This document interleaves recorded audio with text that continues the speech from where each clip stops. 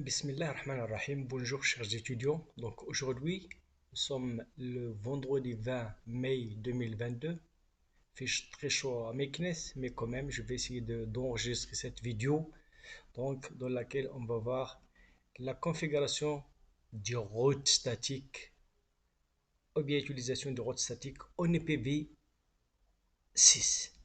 Il s'agit de quatrième type du module réseau avancé de la filière SMI semestre I6 du département informatique de la faculté des sciences de Meknes. Donc je suis Ibrahim Access. Donc aujourd'hui je vais implémenter le routage statique et le route par défaut en IPv6. Donc pour rappel, je rappelle que les adresses IPv4 sont codées sur 32 bits, 4 octets, donc un octet sur 8 bits, donc 32 bits, ça veut dire 32 sur 8, ça nous donne exactement 4 octets. On utilise la notation décimale pointue. Par exemple, ça c'est un octet, ça c'est un deuxième octet, ça c'est le troisième octet, et l'octet de poids le plus faible, il est à droite. Donc la conversion binaire de cette adresse, donc ça correspond bien sûr à ça. Une adresse, bien sûr, c'est une adresse d'une interface, d'une machine, d'un routeur, d'un serveur, ça peut être. Donc je rappelle que pour les serveurs et les routeurs, on utilise l'adressage statique, alors que généralement pour les hosts, pour les machines, on utilise DHCP version 4.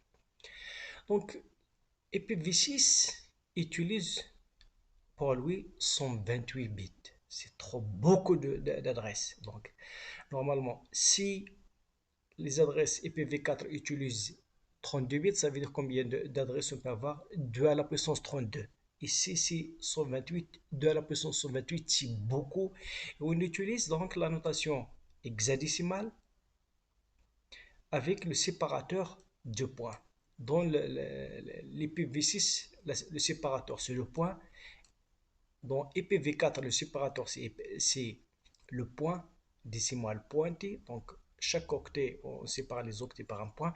Ici, on utilise la notation hexadécimale et chaque hextet. Ici, on utilise les octets, ou bien les octets. Ici, on utilise les hextets. Donc, un hextet, c'est 16 bits. Donc, avec le séparateur de points, ça veut dire donc 128 divisé par 16, ça veut dire qu'on va avoir exactement 8 hextets. Donc par exemple, on peut utiliser ça c'est un exemple d'une adresse dans laquelle on a 2001 2.db8.4.1 2.2.1/64. Le slash 64, c'est comme le masque. En IPv4, ici c'est la longueur du préfixe. Dans une adresse IPv6, on a le préfixe et l'interface ID. Donc l'identificateur de l'interface, il spécifie une interface dans un routeur d'une machine, et un routeur peut avoir plusieurs interfaces. Une machine peut avoir une ou plusieurs interfaces, et donc une machine peut avoir plusieurs adresses globales. Et bien sûr, il peut aussi avoir une adresse liée locale. Donc on a dit qu'il utilise la numérotation hexadécimale. Je rappelle ici les chiffres décimaux, le 0, la valeur décimale, la notation binaire. Un chiffre hexadécimal, donc, elle peut être codée sur 4 bits. Donc le premier jusqu'à le FF, c'est 1, 1, 1, 1 et le 0. Donc voilà, 1, 2, 3, 4, 5, donc jusqu'à 9. À partir de 10, le chiffre hexadécimal c'est 1, le 11 c'est B, le 2 c'est le C, le 10 c'est le 13, le E c'est le 14 et le F. Et donc voilà. Donc cette nomenclature, donc elle utilise, on a dit, les chiffres hexadécimales. Donc de 0 jusqu'à F. Donc on a ici de 2, 0, 0, DB8, A4, etc. Donc, donc le double point, c'est lorsqu'on utilise ce qu'on appelle la compression d'une adresse. La compression, on a deux règles de compression. Les zéros à gauche, on les met. C'est parce que ici, normalement, il y aura un 0. parce que pour avoir donc chaque chiffre ici hexadécimal, il est codé sur 4 bits, donc 4 fois 4 il donne 16. Donc on a dit un exit c'est 16. Donc ici ça correspond à 16 bits. Je veux faire l'expansion de ceci pour l'écrire en binaire, vous allez voir. Donc ici on n'a que 3, mais donc normalement, même si on a 3, donc il y aura un qui a été, réduit. Donc une règle de réduction, c'est les zéros à gauche ne sont pas, par contre les zéros à droite, ça, il ne faut pas l'éliminer. Et donc aussi cette notation double point, il correspond à un ensemble de zéros qui sont euh, consécutifs. Donc ça correspond normalement à 0, donc 2.0, 2.0 et bien sûr à la fin 0. Donc on a ici 4 extet et 4 extet. Ces 4 extet normalement c'est 0, 0, 0. Donc parce que donc ça doit être un extet.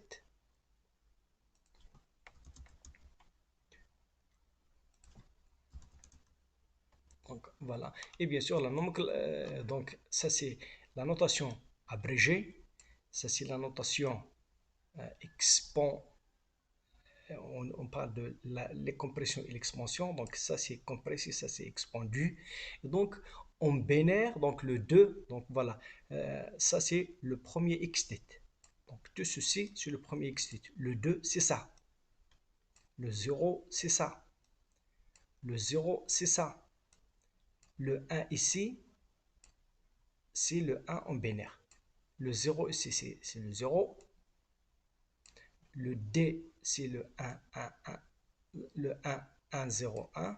Le B 1, 0, 1, 1 et le 8 c'est 1, 0. Donc voilà le deuxième extet, etc. Même chose, A4, donc le A, le C, le A, le D. 0, 0, 0, 1, c'est ça. Quatrième extet. Donc ça correspond au préfixe. Le slash 64, c'est ça. La partie réseau, la partie préfixe, c'est ça. Et le reste, c'est l'identificateur de l'interface. Donc le 0, donc tout ceci, c'est donc le premier extet, c'est ça. Le deuxième extet, celui-là, il est représenté ici. Donc le troisième extet, c'est ça.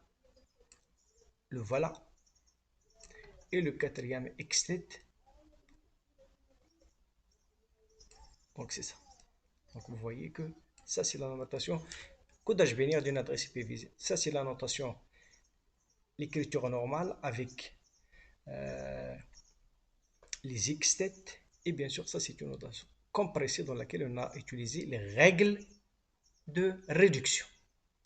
Donc ceci dit, ça c'est une petite introduction. Je retourne vers le TP.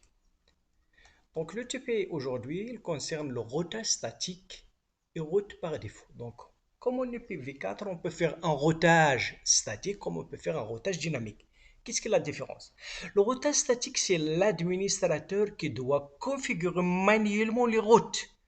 Les routes, donc les routes dans les routeurs, donc pour construire la table de routage, les routes, donc ça nous mène vers les réseaux lointains, quelle est l'interface, quel est le next hop pour atteindre ce réseau lointain. Donc la route par défaut, qu'est-ce que la différence, qu'est-ce que aussi la route par défaut? C'est dans les machines, dans les machines, on spécifie ce qu'on appelle la passerelle par défaut. La passerelle par défaut, c'est qu'elle est l'adresse d'un routeur, donc auquel l'interface d'un routeur auquel on va forwarder dans la direction auquel il faut forwarder le paquet lorsqu'on ne sait pas, lorsque le paquet va sortir du réseau local, il faut le donner, il faut une porte, il faut une passerelle. C'est ça la passerelle par défaut. Par contre, si on parle de la route par défaut, c'est au niveau du routeur.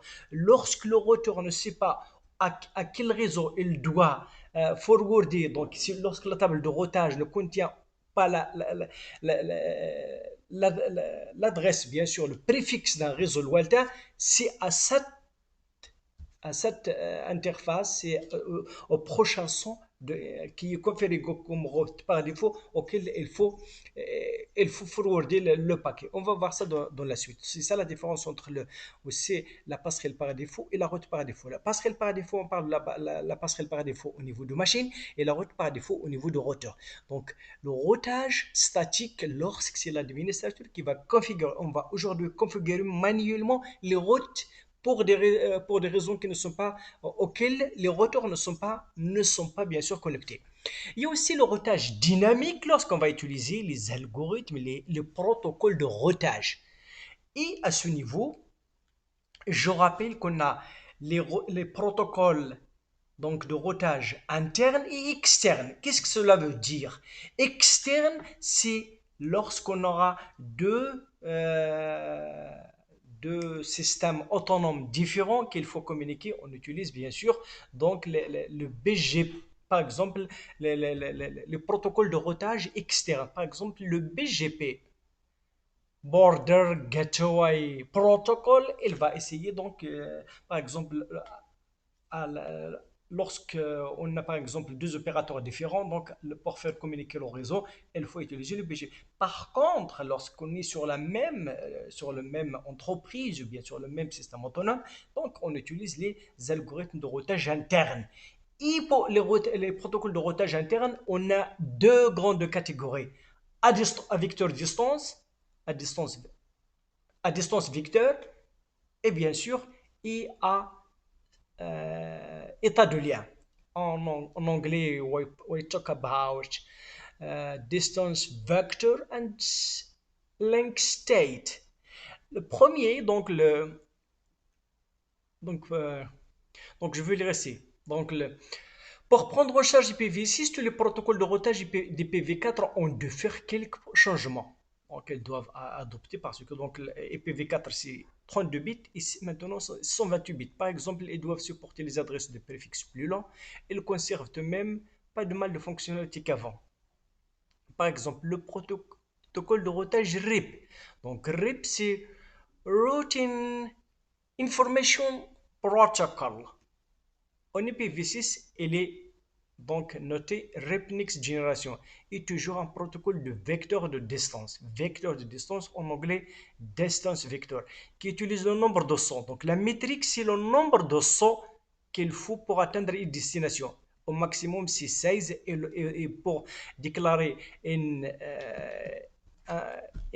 destination non reachable, donc on utilise il utilise la valeur 16 comme infinie. Donc lorsqu'on a la valeur la métrique est égale à 16, ça veut dire que cette destination n'est plus atteinte, on ne peut pas l'atteindre.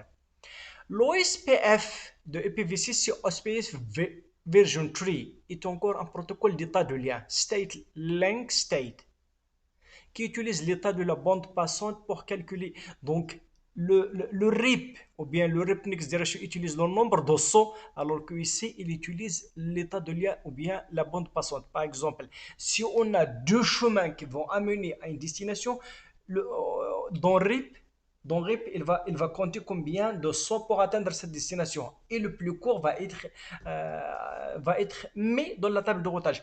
Par contre, pour OSPF, si on a deux chemins pour atteindre une destination, celui qui a une grande largeur de bande, par exemple gigabit ou fast Ethernet, gigabit est meilleur que fast Ethernet est meilleur que Ethernet et Ethernet est meilleur que série. Si on a deux chemins, par exemple, un en gigabit et un en série, on va emprunter celui qui va utiliser le gigabit, même si le nombre de sauts est supérieur, parce que donc c'est comme faire détourner les carrefours, les stops dans une ville. On peut utiliser donc le chemin, la rocade pour détourner, pour ne pas entrer pour ne pas entrer dans une ville. C'est vrai que la distance dans une ville elle est plus courte, mais vu les stops, vu les feux de route, donc tout et le rond-point, elle mène que l'information ne va pas atteindre rapidement. Par contre, la double voie ou l'autoroute ou bien la rocade, elle va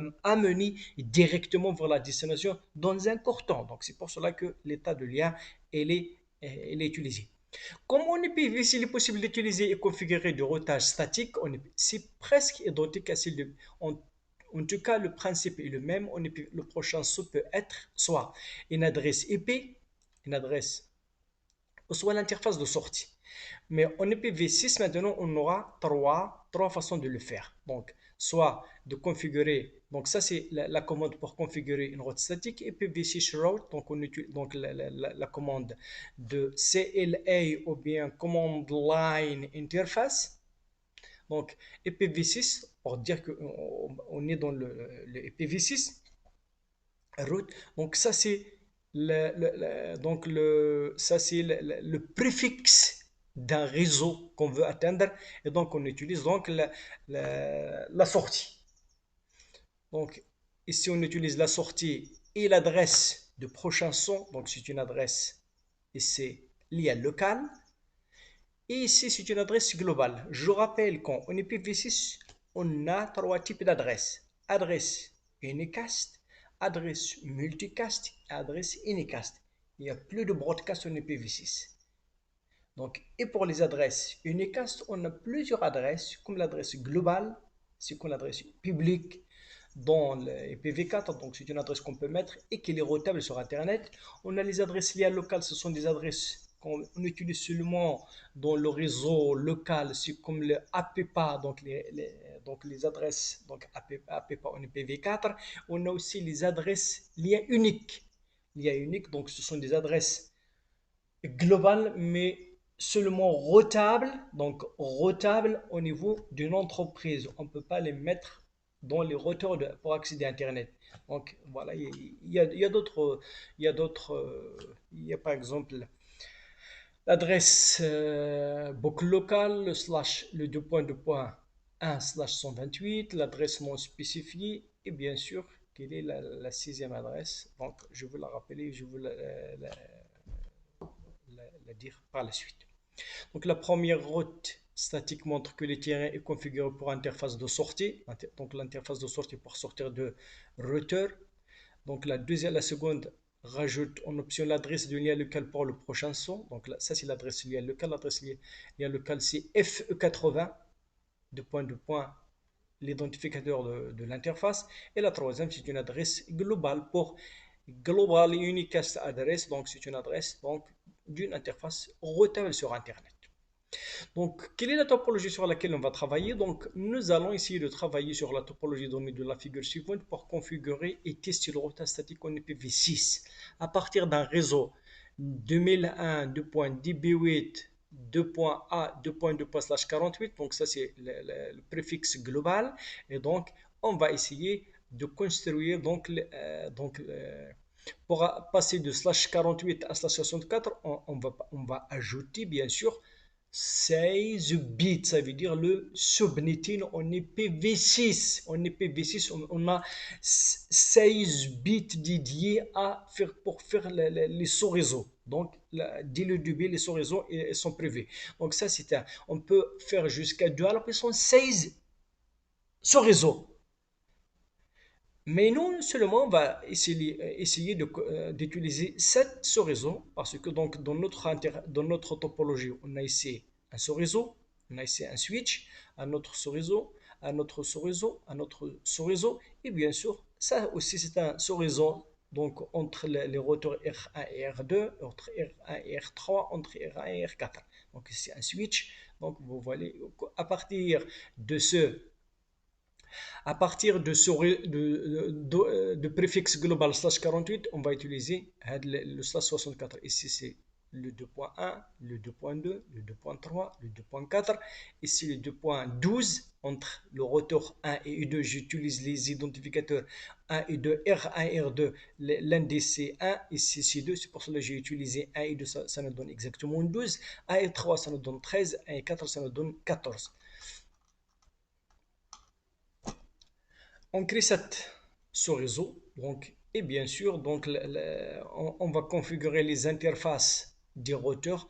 Donc, le routeur 1, il a les premières adresses .1 de ce sous-réseau, 1 de ce réseau, la première adresse, donc les identificateurs des interfaces, c'est 1, 1, 1.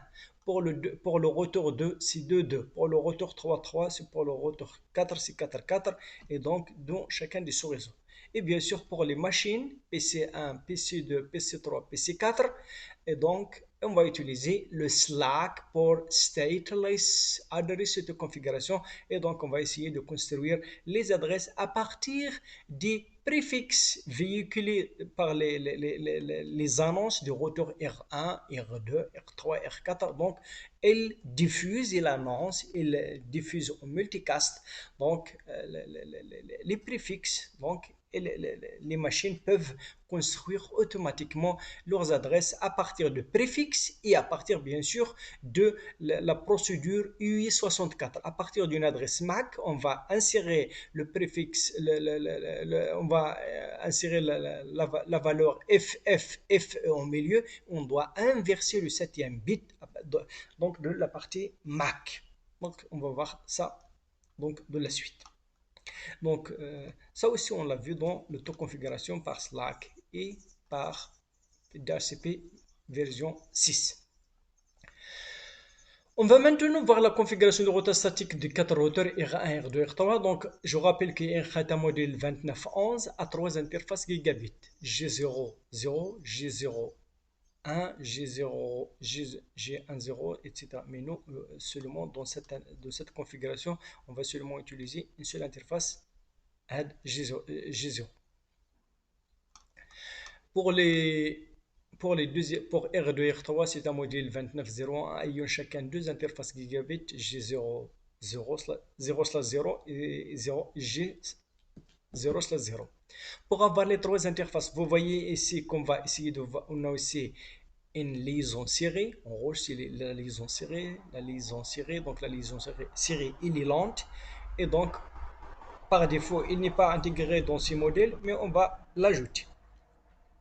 Comment? Pour avoir les trois interfaces serrées, serial 0/0/0 et serial 0/0/1 et serial 0/2 ou 1, donc de retour R1, on insère deux modules HWC-2T dans le compartiment dédié, sachant que HWC-2T donc, est une carte d'interface WAN serrée ODB à deux ports Cisco fournissant de ports serrés. Pour les routeurs R2 R3, on insère seulement un module.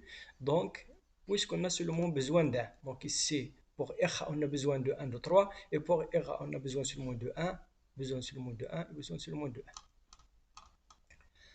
Donc les adresses statiques des routeurs sont données dans le tableau. Donc je rappelle que pour les routeurs et les serveurs, généralement on utilise des adresses statiques parce qu'on ne veut pas que les adresses changent. Si on utilise un DHCP, donc ça veut dire que les adresses vont changer. Et bien sûr on sait que les tables de routage elles construisent à partir des adresses des interfaces et on ne veut pas que ces interfaces changent. C'est pour cela qu'on configure manuellement et statiquement les adresses des routeurs et aussi pour le DHCP, le DNS, on met les adresses fixes, statiques. Par contre, pour les machines, on utilise l'autoconfiguration par le Slack ou bien le Slack avec DHCP. Donc pour notre routeur R1, on a la première interface gigabit, donc on a dit que voilà, elle va prendre toujours la première adresse pour l'interface dans chacun des sous-réseaux 1, 1, 2, 1.13, 1.4. Donc pour R2, il va prendre l'identificateur de l'interface 2 pour le sous-réseau 2 et pour le réseau 1.2. Même chose pour les autres. Donc pour les adresses liées locales, pour toutes les interfaces de R1, on va mettre FE80 2.2.1 et pour celui de R2, on va utiliser FE80 2.2.2. Même chose pour les autres. Donc maintenant, je vais passer donc pour la configuration. Donc voilà le code. Donc pour chacun. Pour le routeur R1, mais je veux, donc, au lieu de taper une commande une à une, je veux par exemple utiliser le bloc-notes dans lequel je veux mettre les instructions de un script et je vais les coller tout de suite. Donc, mais je veux lire quand même. Donc, enable pour passer au mode enable, donc le mode pour la configuration terminale. Je change le nom de routeur par R1, j'active IPv6 j'active IPv6 routing, donc le routage, pour que le routeur doit essayer de communiquer avec les autres routeurs, et bien sûr, il va recevoir et envoyer soit les sollicitations de routeur, soit envoyer les annonces de routeur, par exemple, pour faire le Slack. J'entre dans l'interface, la première interface Giga, donc G0/0, je l'active, une adresse globale, l'adresse lien local, la première adresse série, je l'allume, une adresse globale, une adresse lien locale. Vous voyez que j'utilise la même adresse lien locale parce qu'ils ne sont pas dans le même réseau. Donc voilà, les adresses lien locales, elles sont valides dans un seul réseau. Elles ne peuvent pas être routées.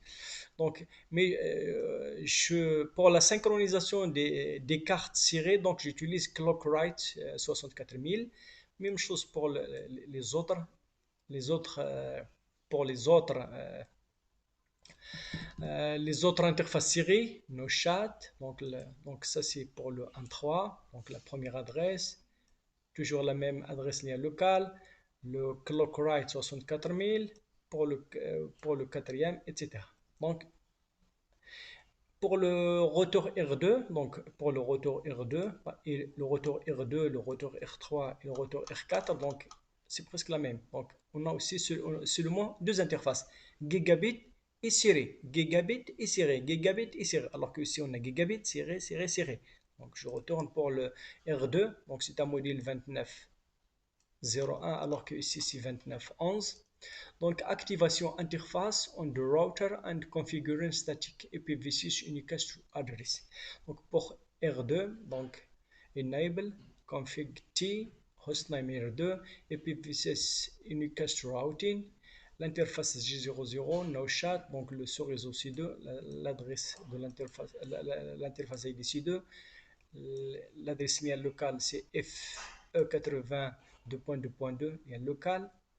Donc, je ne mets plus donc, le ClockWrite 64 parce que le rotor R1 va s'en occuper. Et d'accord. Et je mets la même chose pour le R3, le R4. Donc, je vais essayer de faire ceci. Donc, pour commencer, donc, on va ramener les rotors. Voilà notre premier rotor 29.11. Le deuxième rotor 29.1, 29.1 et 29.1. D'accord?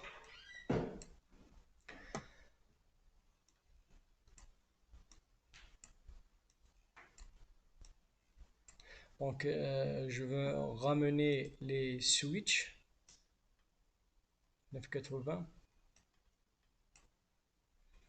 980, 980, 980.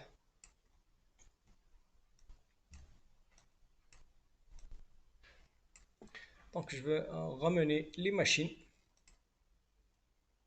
PC1, PC2, PC3, PC4. Donc, je dois faire la nomenclature.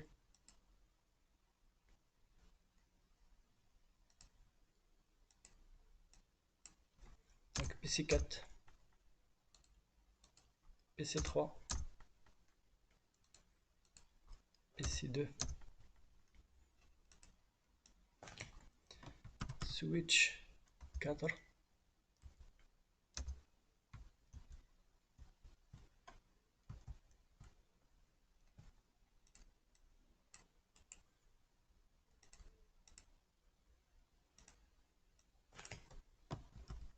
switch 3, switch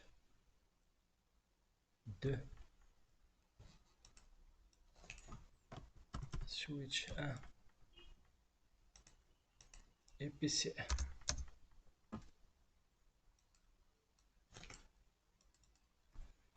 R1, donc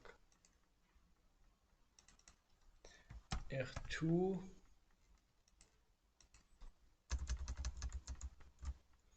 tree and airfare. Je câble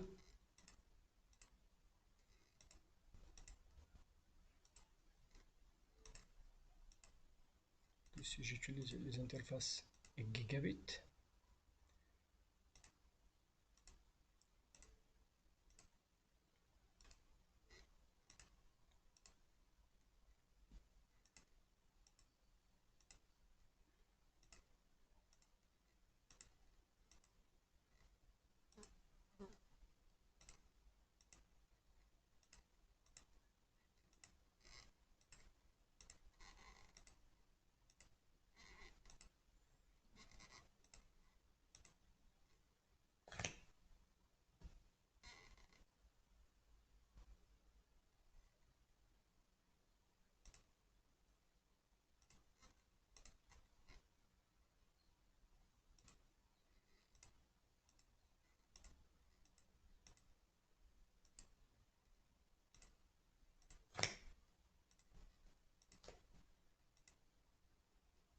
Et puis je dois.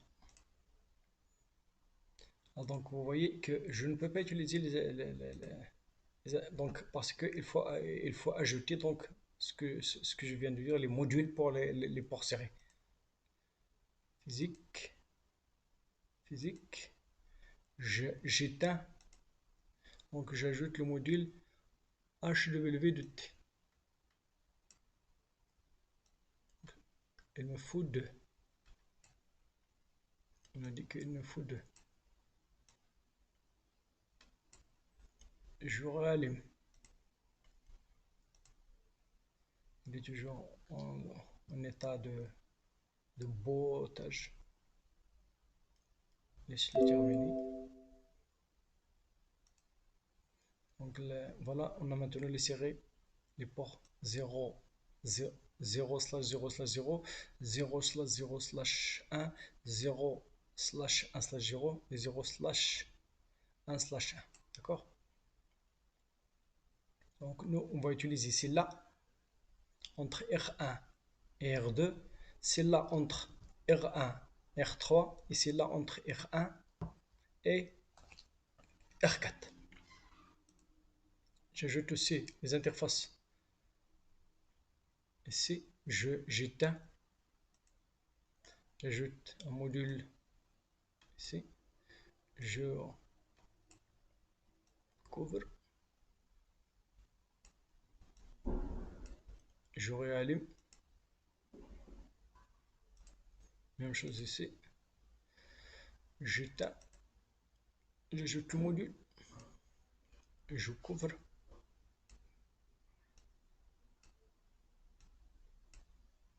Je réallume. Même chose ici.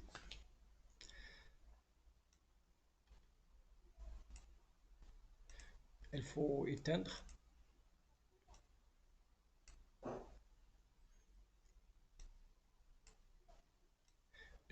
Donc ici, je passe par toutes les étapes. Mais à la rigueur, je peux utiliser un et le dupliquer. D'accord? Maintenant, on va essayer de voir. Donc voilà, la première 0, 0 avec 0, 0. 0, 0, 1 avec 0, 0, 0.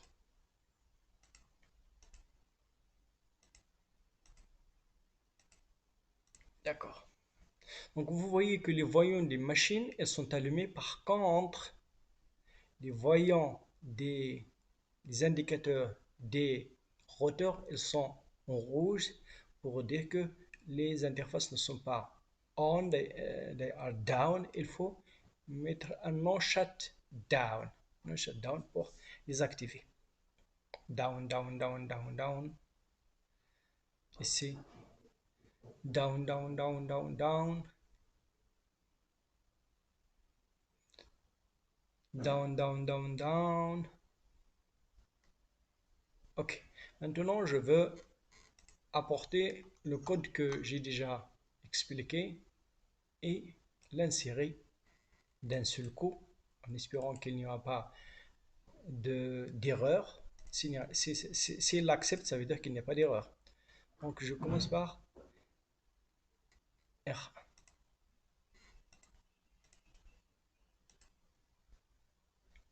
Le C, il est pour command line interface.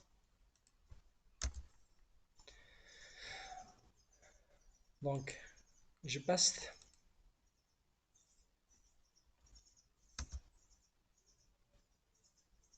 Apparemment, tout est bien.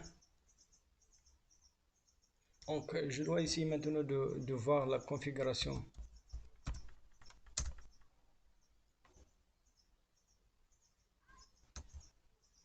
Show IPv6 interface bref.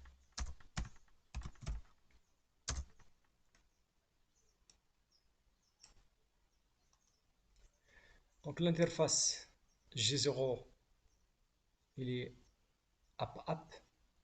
Donc voilà l'adresse lien locale, l'adresse globale, les autres administrations. Donc la série dans le sous-réseau 1.2, et là l'identificateur de l'interface c'est 1, de le sous-réseau 1.3, etc. Donc apparemment c'est bien. Donc je vais faire la même chose pour les autres routeurs R2.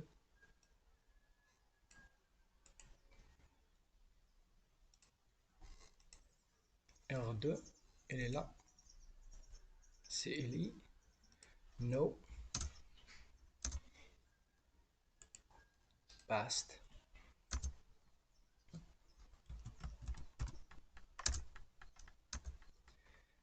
Show IPv6 interface bref.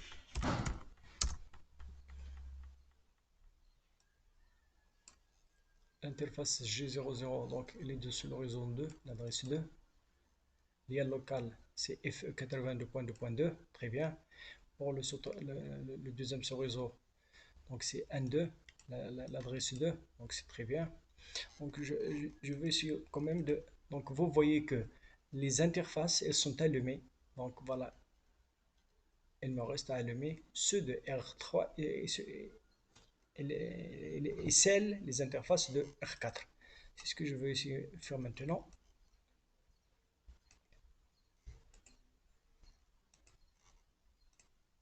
R3, CLI, no, past. Donc à partir de configuration, je peux mettre un de show. De show IPv6 interface bref. Donc voilà le sous-réseau 3, l'adresse 3 de l'interface, très bien. Sous-réseau 1.13. Donc je jette un coup d'œil, donc les interfaces elles sont allumées. Je passe pour le dernier, c'est R4. Copier, R4, et là. CLI, Command Line Interface. Device must be, elle n'est pas encore allumée, allez. Il est déjà, donc maintenant il va s'allumer. On va attendre. Digital Signal Relay Software Program Load Complete. Ok. Ok, no.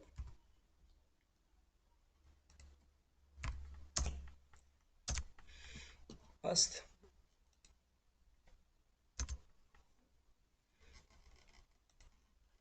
Les interfaces elles sont allumées. Vous voyez que celui-là, donc cette interface de ce switch SW4, il est en orange et bientôt il peut être, donc je peux accélérer et voilà, il passe au vert. Donc tout, donc je peux maintenant, donc voilà les adresses, les différentes interfaces, les adresses lien local, les adresses globales.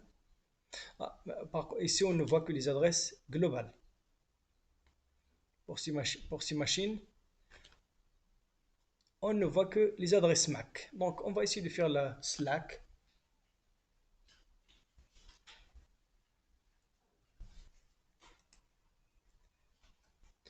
disque auto-configuration. Donc IPv6 auto-configuration request successful. Donc on a maintenant la machine il a construit l'adresse à partir de l'annonce de routeur. Donc le routeur, donc le routeur RA, ce réseau c'est 1 2001 DB8 2.1 2.1. Donc et avec son UI64. Il a même après la passerelle par défaut. Donc ça, c'est son adresse liée locale. Il l'a construit en associant le préfixe FE80 avec, bien sûr, son identificateur de l'interface construit à partir de l'adresse MAC, en insérant au milieu FFFE, en inversant donc le 7e bit. Donc, ok, même chose, on va faire la même chose au niveau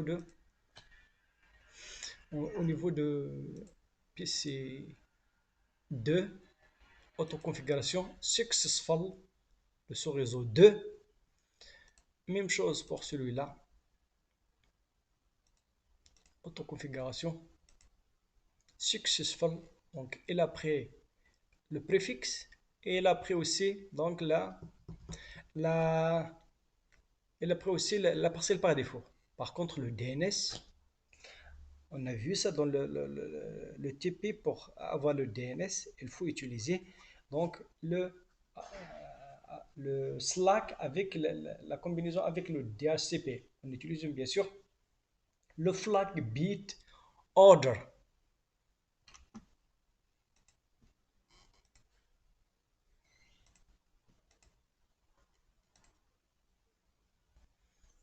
Ok, très bien. Donc les machines, elles sont je retourne par exemple à celle-là pour avoir son adresse. Donc je peux faire ipv6 config /all. Il va m'indiquer donc son adresse. Copie. Donc je veux la ping. Ping.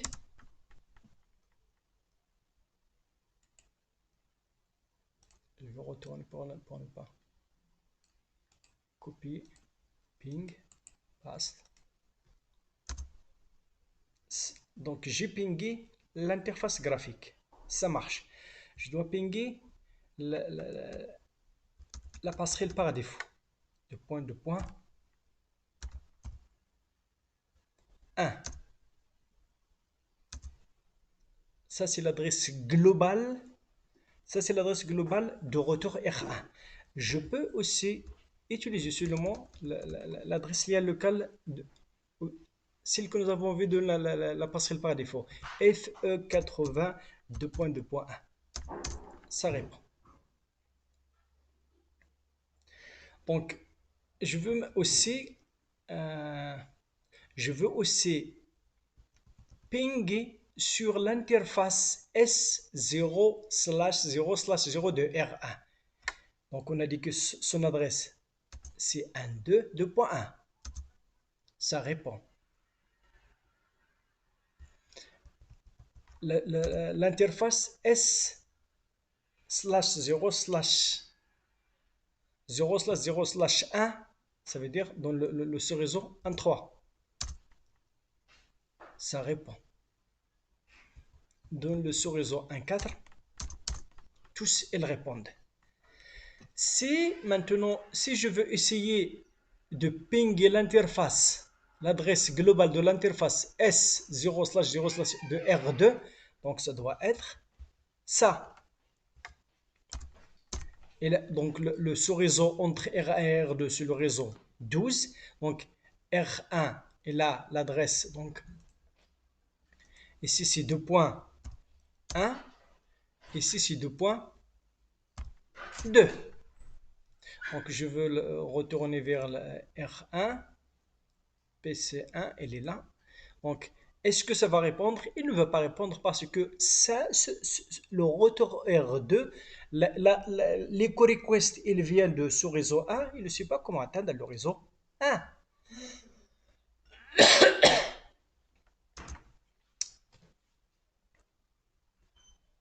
Donc vous voyez que ça ne répond pas. Donc c'est pour cela qu'on doit ajouter, on doit configurer sur R1 les adresses statiques. Donc ça, on l'a vu.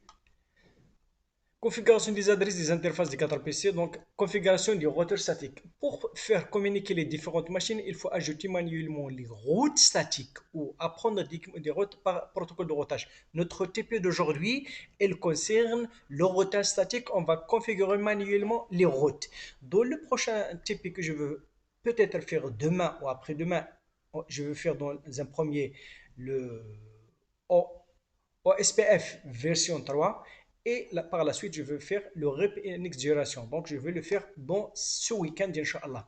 Dans ce type, on va configurer les routes statiques au niveau des routeurs R1 et configurer les routes par défaut au niveau. Je peux faire aussi le routage statique, donc je peux configurer tous les routes statiques, mais il est mieux de configurer. Donc vous allez comprendre pourquoi. Donc pourquoi je vais utiliser les routes par défaut au niveau de R2, R3, R4. Pourquoi? La configuration est la suivante. Le routeur R1 il est directement connecté à ce réseau 2.1. Il est directement connecté au réseau 12, sur réseau 13, sur réseau 14. Elle ne sait rien pour le réseau 2, elle ne sait rien au niveau du réseau 3 et elle ne sait rien au niveau de. Donc on va ajouter au niveau de R1 les routes pour atteindre ces réseaux. Donc le réseau 2001.db8.a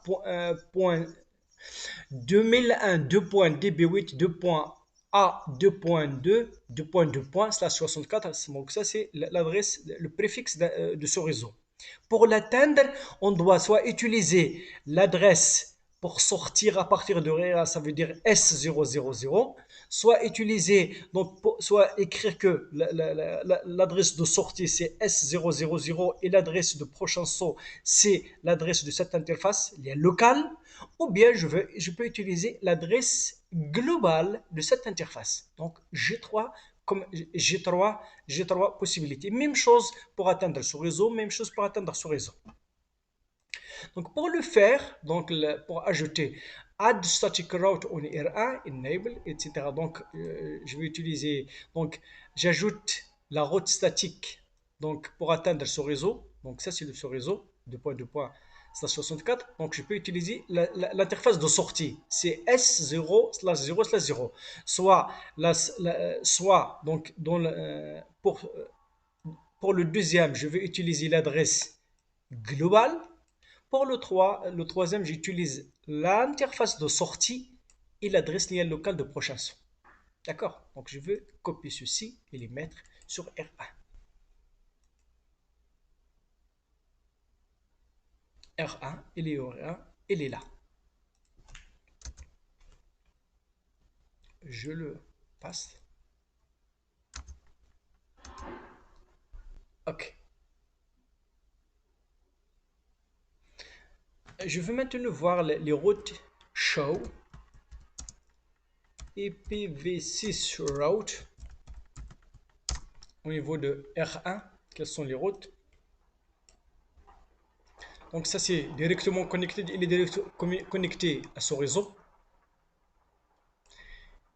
Voilà l'interface de l'adresse qui amène à ce réseau. Donc c'est l'interface G00 via gigabit 00. Il est directement connecté à ce réseau par l'interface CS serial 0/0/0. Ça c'est une route statique. Ah, ça c'est une route aussi statique. Les trois routes statiques, elles sont apprises. Donc pour atteindre le sous-réseau 2, 3 et 4, ce sont des adresses statiques que nous avons ajoutées. Donc par la S00, donc ça c'est une adresse globale et ça aussi c'est une adresse donc lien local, adresse lien local de prochain son et l'interface de sortie. Pour l'autre c'est une adresse directement connectée, le sous-réseau 1.2, le sous-réseau 1.3 et on va voir qu'il y a aussi le sous-réseau 1.4. Il est où le sous-réseau 1.4? Je ne le vois pas.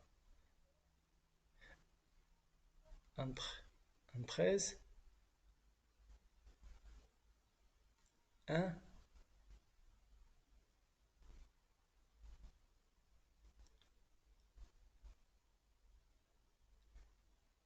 Donc, il y a le 1, 2 et le 1, 3.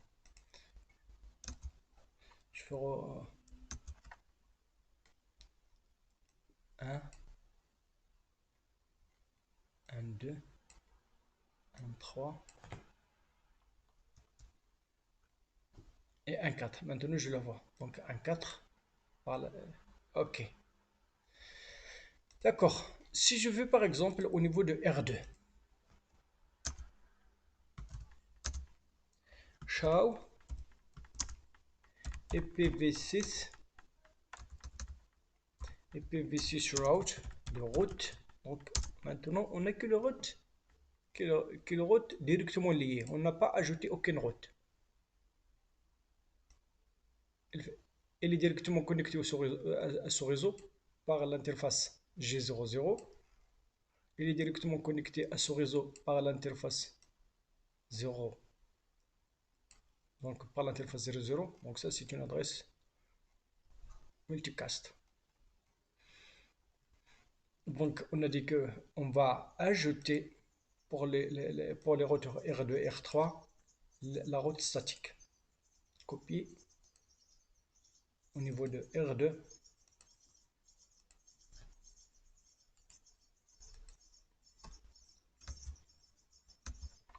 Je demande maintenant de show les routes. On a une route statique. Si il y a quelque chose que je ne sais pas, il faut donner à l'interface S. Il faut le faire sortir de l'interface 00. Même chose au niveau de R3.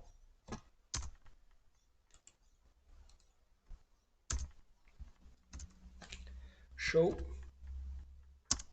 IPv6 route. Donc, il y a une route statique.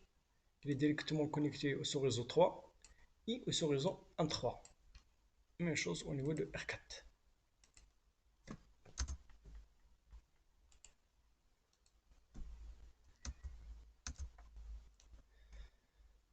Donc, je veux retourner maintenant pour la machine tout à l'heure qui ne marche pas. Donc, je veux maintenant essayer de faire le ping ici. Et ça marche. Lorsqu'on a ajouté le route statique, ça marche. Maintenant, je veux pinguer. Je veux pinguer par exemple à partir de R1 la machine PC2. À partir de la machine PC1, la machine PC2. IPv6 config /all. Ça, c'est l'adresse globale. Elle est où? C'est ça. Donc, IPv6 adresse. Donc, ça, c'est le préfixe. Et ça, c'est l'identificateur de l'interface. Il est construit à partir de l'adresse MAC en insérant FF, FE au milieu et en inversant le 7e bit. Donc voilà, ça c'est l'adresse de PC et PC2. C'est une adresse globale. Le slash 64 pour dire que la taille de préfixe, c'est 64 bits. Copie. Donc, je vais essayer de faire ça. Ping à partir de PC1. Donc ça c'est le PC1. Je vais pinguer PC2. Ça répond. Je veux pinguer aussi PC3.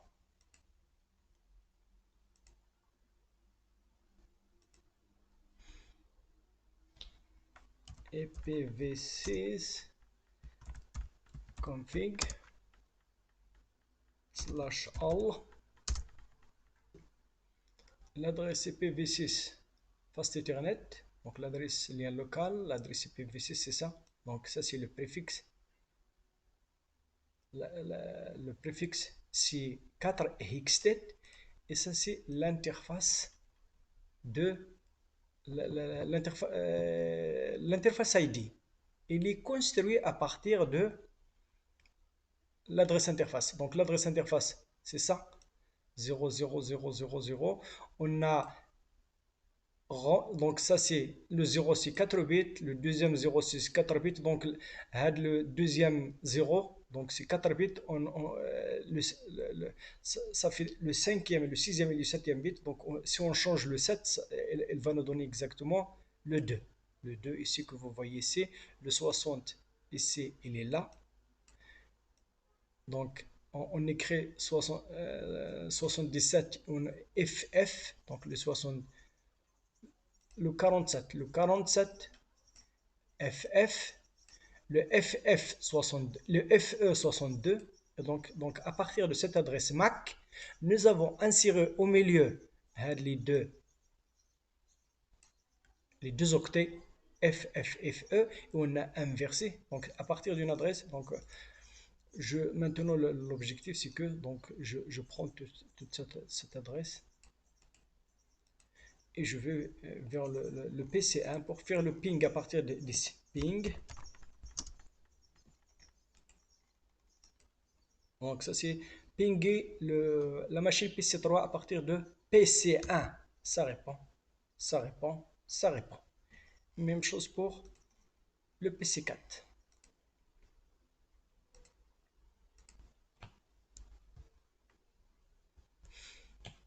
Hmm.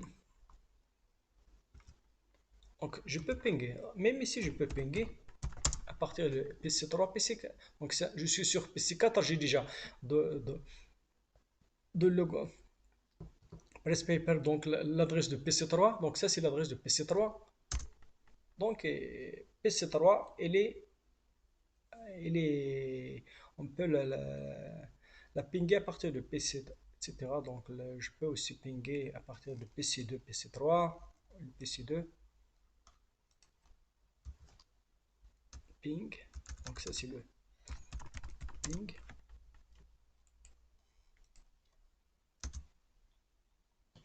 Ok. Maintenant, je veux essayer de voir quel est le chemin traversé. Donc, je suis dans PC2. Si je suis sur PC2, donc ici, le chemin pour atteindre PC1, il faut que je passe par R2, R1. D'accord? Ou bien pour passer, donc, pour aller de PC1 à PC3, je passe par R2, R1, R3. Donc c'est ce que je vais essayer à partir de PC2. Trace, route, à partir, donc, pour atteindre la machine, ça c'est la machine de PC3. Trace route. Il nous indique que tout d'abord, on arrive sur le routeur R2, puis on passe par le routeur R1. L'adresse, la première adresse, on a dit que c'est celle les interfaces du routeur R1. Ça, c'est l'interface du routeur R2. Puis les interfaces 3, c'est pour R3. Donc, on passe de R2, R1, R3. Même ça, je peux, donc, à partir de PC4, à partir de PC1, trace route.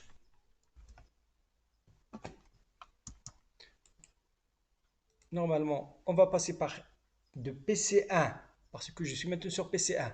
On va passer au routeur R1, au routeur R3 et PC.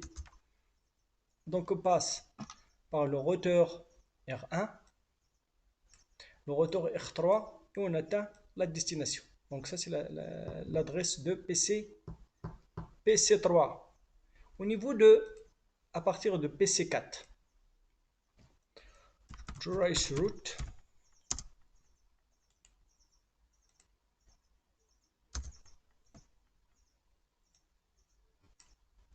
Donc, à partir de PC4, donc j'atteins tout d'abord le routeur, la passerelle par défaut, le R, R4, puis on passe par R1, R3 pour atteindre PC3. Donc, vous voyez le chemin. Je veux aussi le visualiser en simulation. Donc, à partir, à partir par exemple de PC 2.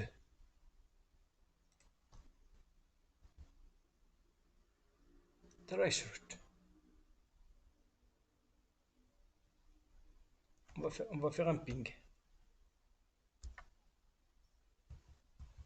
Oui, c'est le ping. Donc on a un message SCMP version 6. Donc c'est un message TICO request. On va essayer de voir maintenant donc l'itinéraire que va prendre ce message. Normalement, il va passer au switch, router, router, router, switch pour atteindre. Il va faire le chemin suivant. Du switch, le router, deuxième router R1, le router R3, le switch, et voilà, et là, arrivé à PC3, maintenant PC3 va répondre par un echo reply. Le problème m'indique qu'il y a quelque chose qui ne va pas, donc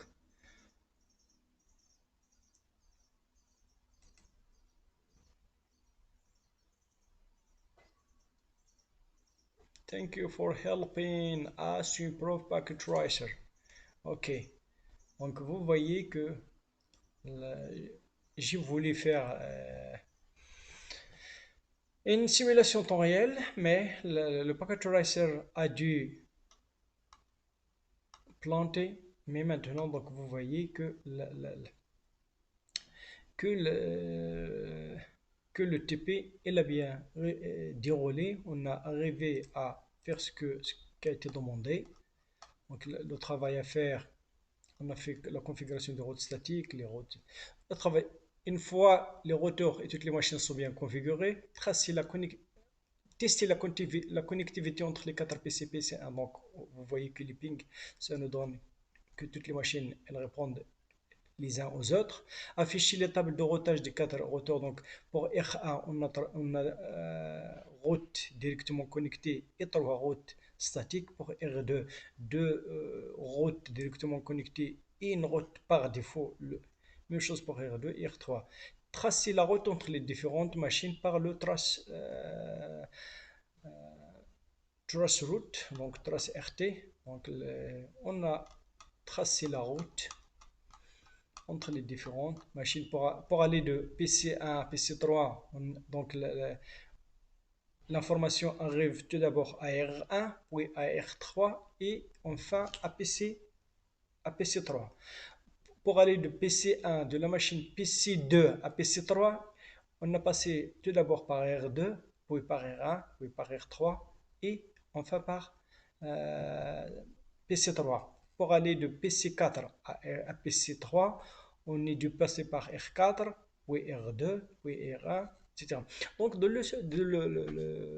le prochain TP, je vais configurer, je vais tester, donc de voir la différence entre la route dynamique en utilisant les vecteurs distance et bien sûr la métrique de état de lien. Donc, jusqu'à là-bas, je vous souhaite bonne continuation. Merci d'avoir visionné